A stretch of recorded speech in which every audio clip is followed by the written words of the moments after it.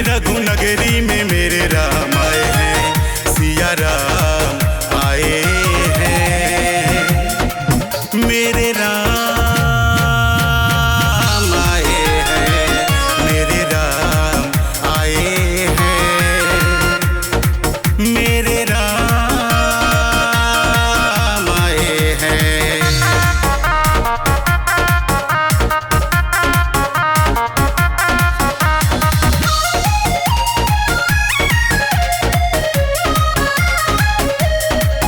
रघुनगरी में आए रघुराई, सबके मन में है खुशियाँ समाई। चलो दर्शन करें मेरे भाई, मेरे पुरखों की श्रम रंग लाई। राजा राम आए हैं, राजा राम आए हैं, मेरे राम आए हैं, मेरे राम आए हैं।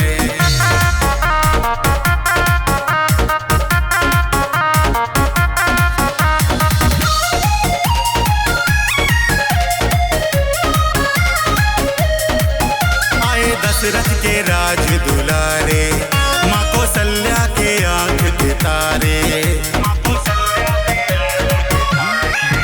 जिसे बरसों से हम हैं पुकारे, तब जाके शरण उनके पाए। सरकार आए हैं, सरकार आए हैं, मेरे राम आए हैं, मेरे राम आए हैं।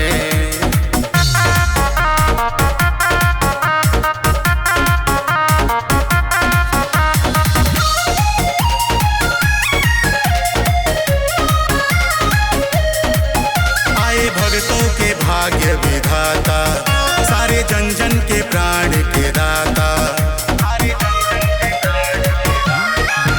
जो इनके चरण लग जाता, भव सागर से वो तर